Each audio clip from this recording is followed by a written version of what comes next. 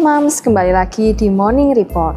Perkenalkan, nama saya Dr. Stefani Kuspianto, spesialis anak yang akan membahas seputar kesehatan anak. Hari ini kita akan ngobrolin topik yang super penting untuk ibu-ibu baru ataupun siapapun yang ingin mengalirkan kembali kasih sayang kepada anak mereka melalui ASI. Ya, kita akan bicara mengenai induksi laktasi. Apakah itu mungkin? Bagaimana caranya? Dan apa saja yang harus kita perhatikan? Mari kita pelajari bersama. Menyusui adalah pengalaman yang sangat berharga bagi banyak ibu. Tetapi terkadang bisa menemui tantangan. Beberapa wanita mungkin kesulitan memproduksi cukup ASI, atau mungkin mereka belum pernah melahirkan tapi ingin menyusui bayi adopsi mereka. Disinilah induksi laktasi berperan. Induksi laktasi adalah proses menstimulasi produksi ASI bagi ibu yang mungkin belum melahirkan secara fisik, namun ingin menyusui. Proses ini sering digunakan oleh ibu adopsi atau ibu yang ingin menyusui kembali setelah berhenti didasari oleh beberapa faktor. Misalnya, karena pemberian susu formula yang tidak cocok, bayi sakit, atau karena keinginan ibu yang melihat ibu lain berhasil memberikan ASI. Loh, kok bisa ya? Mari kita jelaskan keajaiban ini. Setelah usia kehamilan 16 minggu, biasanya tubuh seorang wanita mulai memproduksi ASI. Namun, proses ini akan tertahan sampai waktunya si ibu bayi akan melahirkan. Ketika bayi dilahirkan dan juga plasenta dikeluarkan, maka hormon-hormon untuk pembentukan ASI ini akan mulai aktif. Apalagi jika dimulai dengan tindakan inisiasi menyusu dini atau IMD.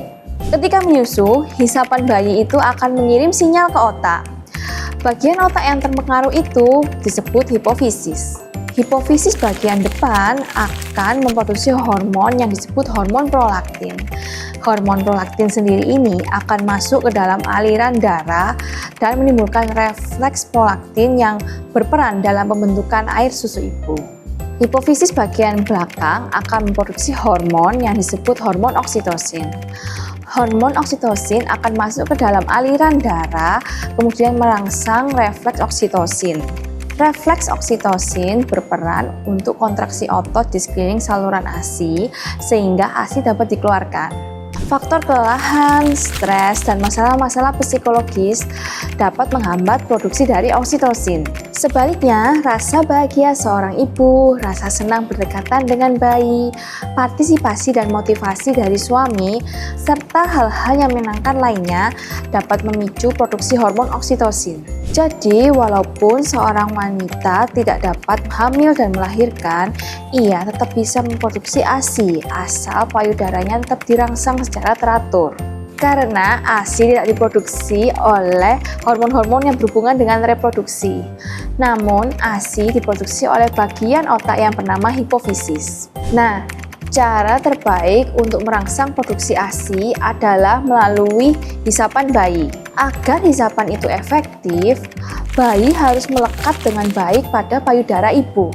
Bayi yang melekat dengan baik akan membuka mulut dengan lebar, kemudian dagu akan menempel pada payudara ibu, dan sebagian besar areola, terutama bagian bawah, akan masuk ke dalam mulut bayi. Dengan perlekatan seperti ini, maka bayi dapat menghisap kuat dengan irama yang perlahan, serta membuat ibunya juga menjadi nyaman. Nah, untuk bayi yang baru lahir, moms perlu tahu posisi yang benar untuk menyusui. Pastikan bayi menempel menghadap ibu, telinga dan lengan bayi terletak pada satu garis lurus. Kepala bayi terletak pada lengkung siku menghadap payudara, dan puting berada di depan muka bayi. Sanggah bokong bayi dan telapak tangan ibu. Bila diperlukan, gunakan bantal untuk menyangga tangan ibu. Satu lagi info yang tidak kalah penting, terutama bagi para moms yang akan mengadopsi bayi. Sebaiknya lakukan induksi laktasi dengan memulai stimulasi payudara 3-6 bulan sebelum bayi Anda tiba. Ini melibatkan memijat dan memompa payudara setiap 3 jam, termasuk sekali di malam hari. Hal ini karena berbeda dengan wanita yang hamil dan melahirkan, ibu yang akan mengadopsi anak dan belum pernah hamil tidak memiliki kesempatan mengalami 9 bulan perubahan hormonal tubuhnya dalam menyiapkan diri untuk laktasi. Sehingga hisapan bayi ataupun pemerahan payudara sangat diperlukan untuk kesiapan melakukan dan mempertahankan laktasi.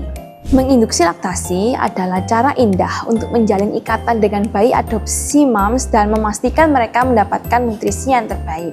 Mungkin membutuhkan waktu dan usaha, tetapi hadiahnya sangat berharga. Nah, itu adalah informasi seputar induksi laktasi dari kami. Jika moms mempertimbangkan ini, bicarakan dengan ahlinya ya moms untuk panduan lebih lengkapnya sesuai dengan kondisi moms masing-masing. See you di morning report selanjutnya. Jika ada pertanyaan, bisa moms ketik di kolom komentar ya.